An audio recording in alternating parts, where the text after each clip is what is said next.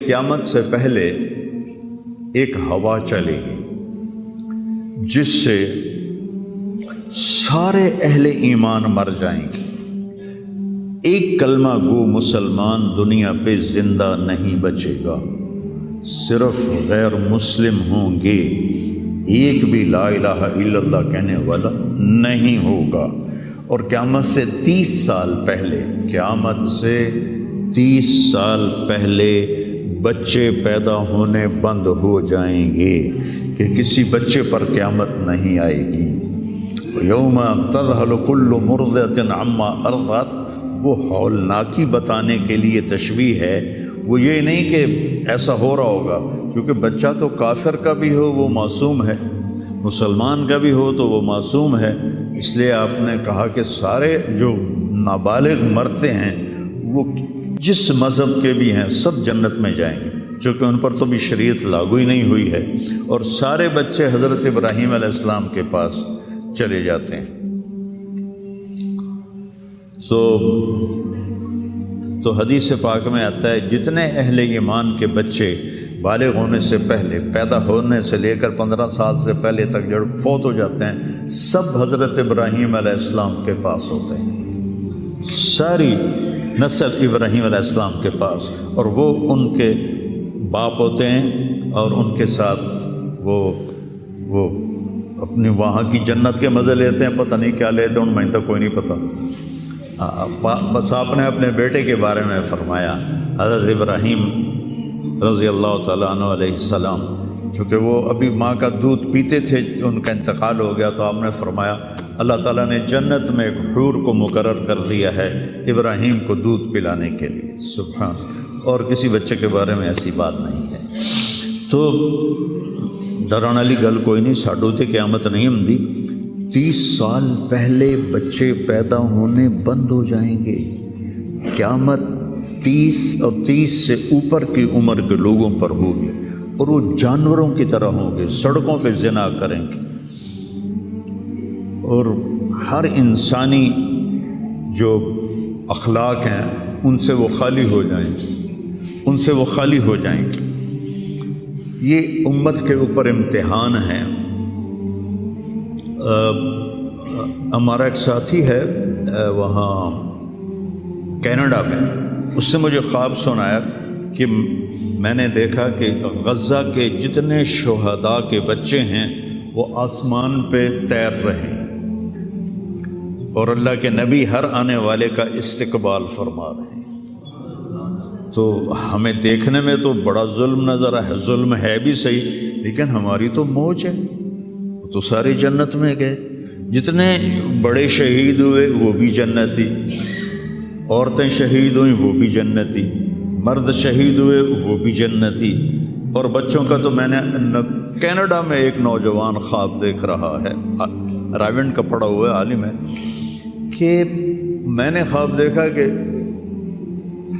غزہ کے شہداء کے بچے آسمان پر تیر رہے ہیں، اور اللہ کے نبی ہر آنے والے بچے کا استقبال فرما رہے ہیں. تو ساڈی تو موج ہو گئی. ہمیں دیکھنے میں موت نظر آتی ہے، حقیقت میں دیکھو ایک ہوتا ہے کامیاب ہونا، اور ایک ہوتا ہے فتح پانا. ایک ہوتا ہے ناکام ہونا، اور ایک ہوتا ہے شکست کھانا. یہ دو الگ چیزیں ہیں. کامیابی الگ چیز ہے، فتح الگ چیز ہے. ناکامی الگ چیز ہے، شکست الگ چیز ہے. کربلا کے میدان میں سب سے مقدس خون بہایا گیا، سب سے پاکیزہ خون بہایا گیا، اور ان سب کو شکست ہو گئی، اور وہ سارے گردنیں کٹوا کے نیزوں پہ چڑھ گئے. لیکن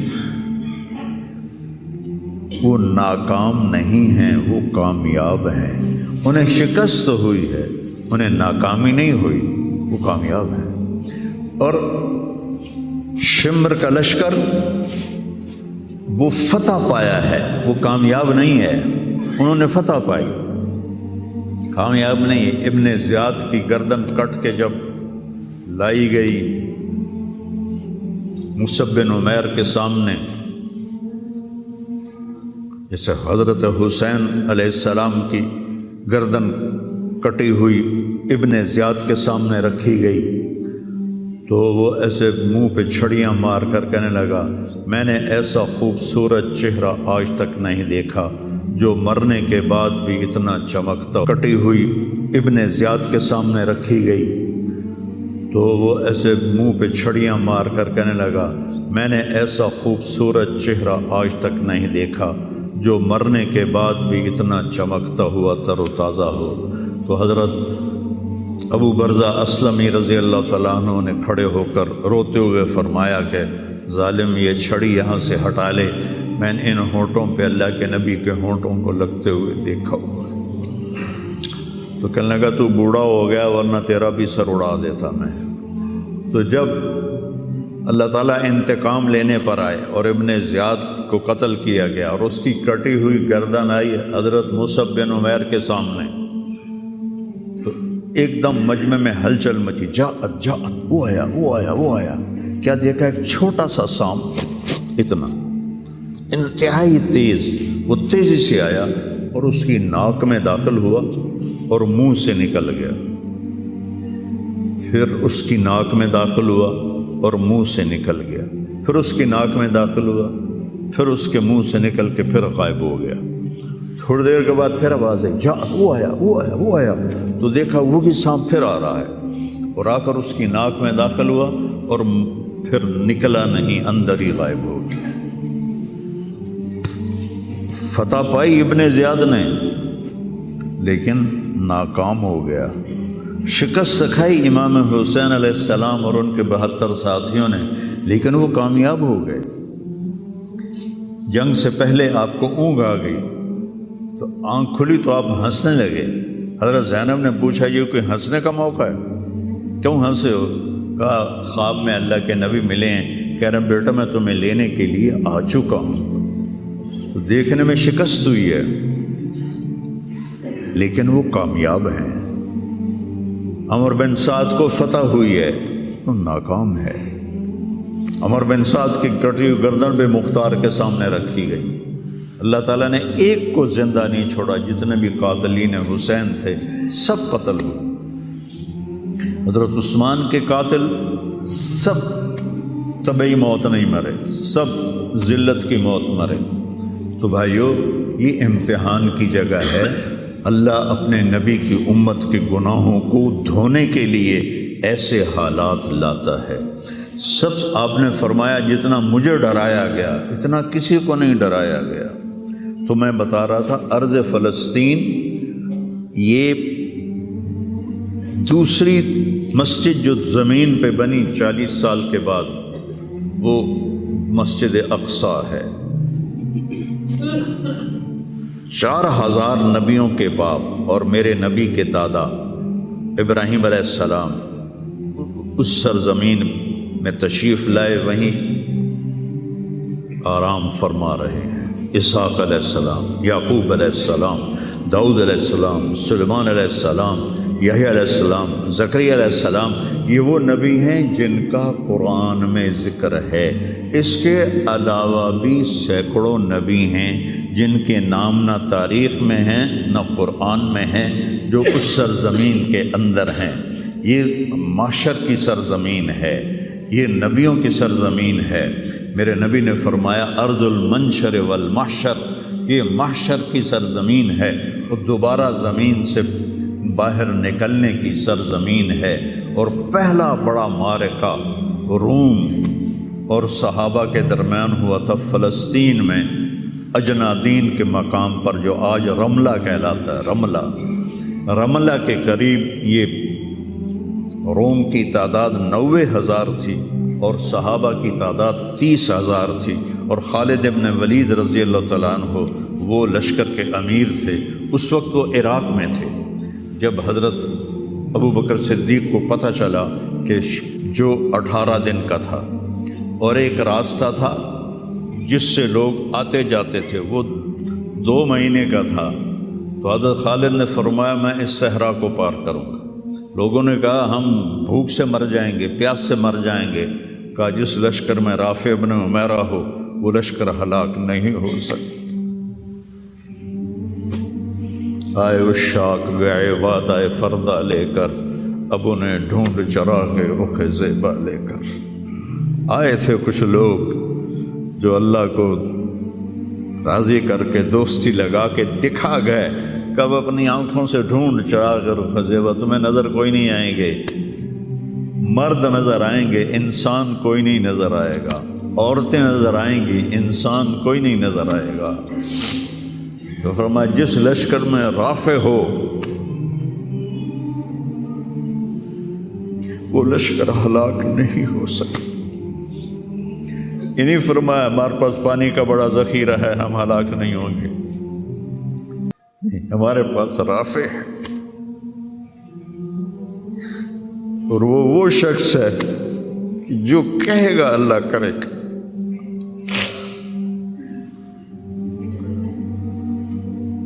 18 دن میں اس کو پار کیا، اور ایک مقام پر آ کر پانی ختم ہو گیا، 3 دن بغیر پانی کے گزارے۔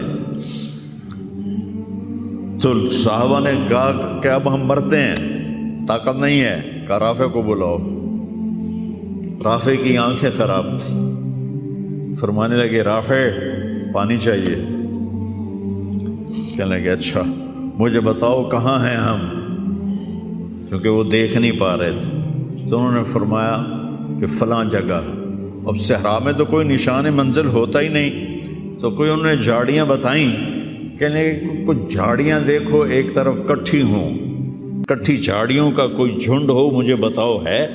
انہوں نے کہا ہاں وہ نظر آ رہا ہے، کہ مجھے وہاں لے چلو۔ وہاں لے گئے، ایک جگہ اشارہ کیا کہ یہاں سے زمین کھودو، زمین کھودی تو پانی کا چشمہ نکل کے باہر آ گیا۔ کبھی ہم بھی تم میں بھی چاہت تھی، کبھی ہم بھی تم میں بھی راہ تھی، کبھی ہم بھی تم بھی تھے آشنا، تمہیں یاد ہو کہ نہ یاد ہو۔ اللہ نے تو بے وفائی کی نہیں، ہم نے بے وفائی کی۔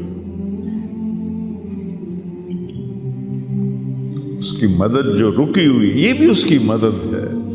ہمارا شہید جنت میں جا رہا ہے، اگر زندہ ہے، زخمی ہے، بھوکا ہے، گناہ معاف ہو رہے ہیں۔ جہنم کی آگ سے ایک سوئی کا نکا عام آدمی ویکھ ہی نہیں سکتا، تے دھاگا نہیں پا سکتا، جدیں دی نظر کمزور ہوئے، اتنا چھوٹا ہوتا ہے۔ میرے نبی فرمایا، جبریل علیہ السلام نے آ کے عرض کیا یا رسول اللہ، سوئی کے نکے کے برابر اگر جہنم کی دیوار میں سوراخ ہو جائے تو اس میں سے جو آگ کی چنگاری نکلے گی پوری دنیا کو کوئلہ بنا دے گی۔ اس کے سامنے یہ تکلیف تو بڑی تھوڑی ہے، لیکن بات اصل یہ ہے کہ ہم نے اللہ سے دوستی چھوڑ دی۔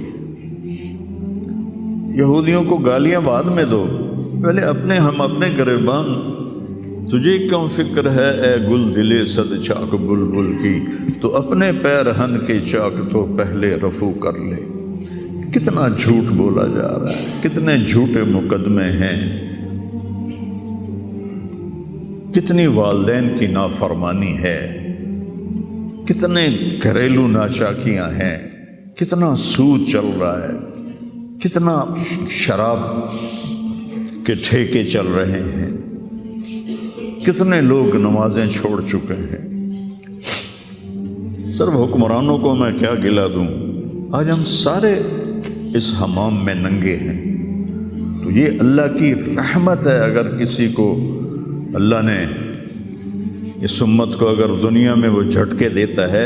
مجھے ایک آیت بھی یاد آ گئی، دونوں کو حال بتاتا ہوں۔ ایک ہے جنہوں نے اللہ کو نہیں مانا، تو اللہ کہتا ہے ذرہم یأکلوا ویتمتعوا ویلہہم الامل فسوف یعلمون۔